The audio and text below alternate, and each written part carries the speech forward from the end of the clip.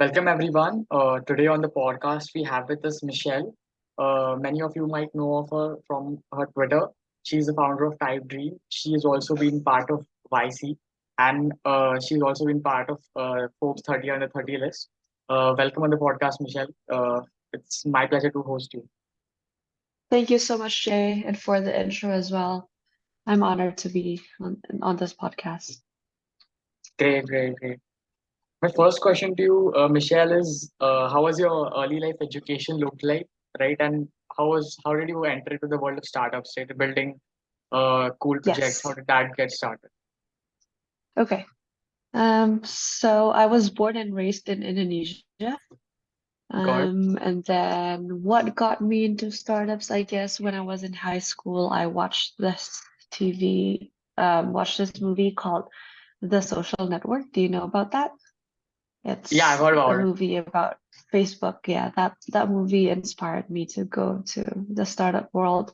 So I went to the US for college, met my four other co-founders in CS 101, and then we've just kind of started building projects together there, starting from school projects to other projects, and then once we graduated, we went to build a startup together.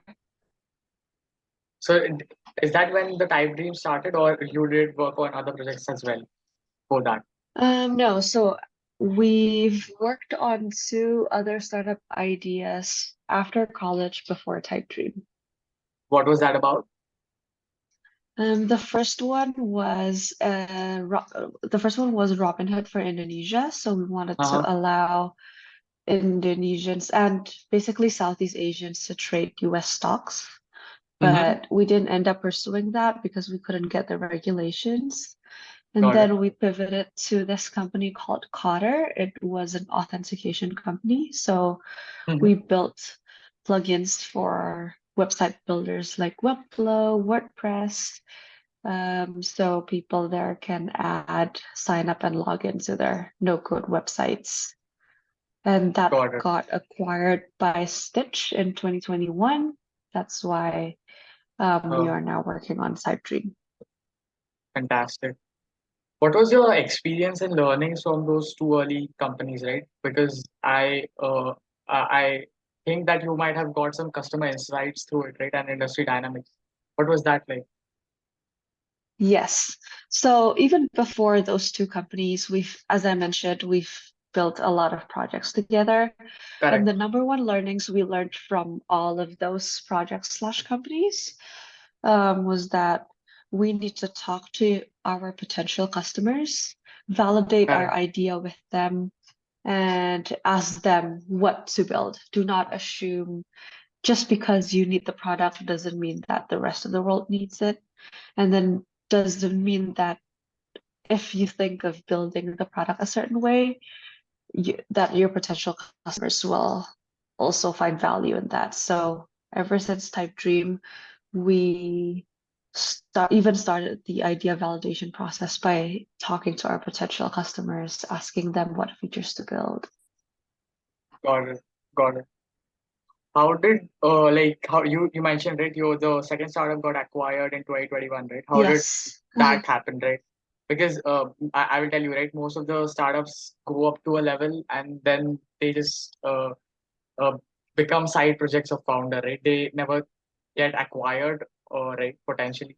So how is that process looking like? Yes. I guess we could get that acquired because we have the Y Combinator name and we yeah, Hmm. so yeah, we have the name in Silicon Valley and we got acquired by our competitor at the time. Our Uh, competitor was building the exact same product. So yeah, it made sense for them to just acquire us since they just raised quite a big round of funding as well. got it. How did you mentioned, right, about YC brand, right? How did you get into YC? Because that's a amazing journey, right? And what were your learnings Yes. over there? hmm we did think that we could get into YC just because we did have enough examples of international students from Indonesia getting into YC. But then during our senior year of college, we interned at another YC company. And that YC company were founded by international founders as well. So we got inspired and decided to follow their path and apply to YC. We decided to quit our day jobs just after 3 months of graduating college, in order to just build our startups full time and apply to YC. And thankfully, we got in, or else we would have been deported. What And were the you? YC experience itself was amazing. We didn't have anything, we didn't know anything about building a startup at the time since we were fresh graduates. So we learned a lot from YC. We got a lot of connections, and especially because we were building a B2B company at the time, the authentication company, most of our early users were our YC batchmates. Uh, uh, that's amazing. How did your day-to-day job look like, right? What did you do at that time after graduating? Like my day job before startup. Yeah. I worked at another startup in SF. Oh, okay. Okay, got it. Yes. Not really Like, related to what I'm doing right now, but yeah. yeah, yeah. That's the story with most of us. Yeah. Like now you just like after getting into YC, you started Typedream, right? Is that right? Yes, correct. And how did you found out the idea to work on this project, right? And walk us through the whole journey of building it from the scratch, right? Because I think many of Yes. the viewers might like get inspired to by hearing your journey. hmm Yes. So we got the idea to build Typedream from our previous startup, actually, from Cotter, the authentication um, company. So we were building sign up and login plugins for no-code website builders like WordPress, Webflow, and then our users at the time requested for a plugin for Notion. So we were confused. Why would your users need to log into your Notion document, right? So it Correct. turns out they told us that they were building their websites on Notion just because Notion's interface is just too easy. So we thought there was an opportunity here because although there were a lot of other no-code website builders, people still Yeah. think that they need an even easier interface, something that they're familiar with, which is Notion. And people are familiar with Notion because it's text-based and it's very similar to Google Docs, Microsoft Word, and who can't use both Google Docs and Microsoft Word, right? So we decided to make a website builder Notion-like, Hmm. a Got Notion-like website builder. got. Yeah, that was Typedream in the early days, although we've evolved into so much more these days. How did that evolution kind of happen, right? Because I think many of the founders they stuck at the first idea only, and then they don't talk to the customers, and then they are like they're confused about what they have to do, right? How did you pivot from being a Notion like website builder to now what Typedream is like? How did that kind of happen?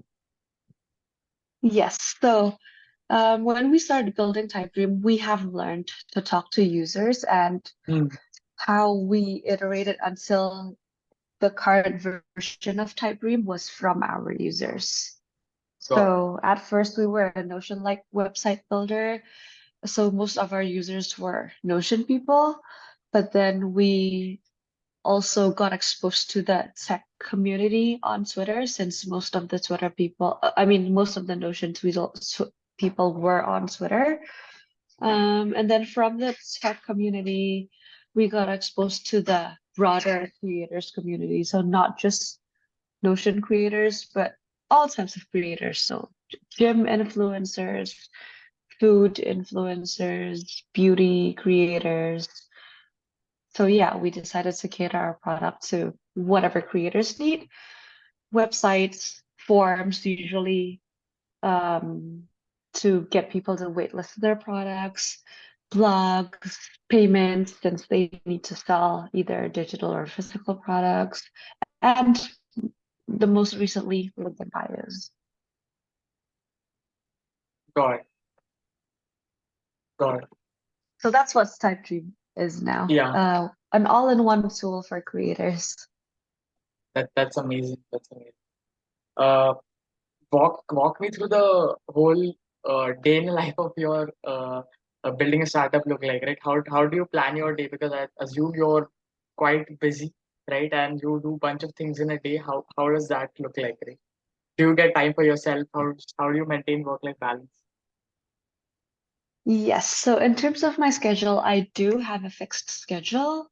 I wake up and work out at 8 a.m. every day, come back home 9 a.m., start working, and then lunch at 12, back Mm-hmm. to work until 9 p.m. in the evening, Mm-hmm. shower, and then yeah, I just have some time to develop my personal growth, like read blogs, articles, anything I'm interested in, probably about AI these days until about Yeah. 11 p.m. and then I would wind down and go to bed. But in terms of the things that I do in a day, that is not fixed because as a startup founder, I need to wear multiple hats. Today, Yeah. I might be a marketer. Tomorrow, I might be a content creator. The next day, I might be a tax person, an accountant. Yeah, Correct. many things. Exactly.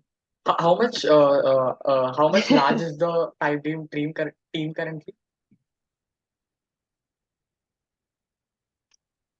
So Typedream consists of an unusually large founding team. I have four other co-founders, so it's a Got it. five co-founding team. And then we have 14 other team members, I believe. So our team is about 19 now. Got it. Got it. That's a lean structure. Yeah. Yeah. Uh, my last question to you is what does the future of Type Dream look like? Do you have any ideas of what all you know verticals you're gonna target? Are you gonna get Mm, this startup also acquired, or what's the plan? yeah. So in terms of where we're taking Typedream product-wise, we actually very recently changed our tagline into the all-in-one creator tool that I just mentioned. Correct. So at this time, we are still experimenting with this fairly new market to see if we can target creators and make this the number one tool for creators. Our dream is to become like Canva, a one-stop Mm-hmm. shop for all. For Canva, they're a one-stop shop for their web design needs. So if someone wants to design anything, starting from websites, PowerPoints, posters, brochures, anything, they would go to Canva. But Typedream, we wanted to be a one-stop shop for web pages. So any web page need, websites, link in bios, forms, blogs, payments, anything. That's our Got it. long-term goal. And then in terms of getting acquired or IPO, of course, we're aiming for going public.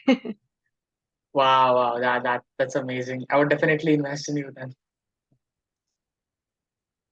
Yeah, that's the big Fantastic. goal, but we don't know what's going to happen in the next few years.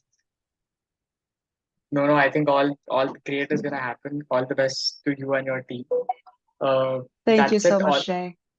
Yeah, all my questions are over now. Uh, Thanks for coming on the podcast, Michelle. I learned a lot about uh, entrepreneurship from this film. How was your experience like? The experience of what? Sorry. Experience of being on this podcast look like? Oh, it's an honor. Thank you so much. I love the questions, and yeah, I'm honored to be invited. Great, great. Thanks for coming, Michelle, again, and taking time from Of your schedule. course. Yeah. Of course, of course. Thank you for taking your time as well. And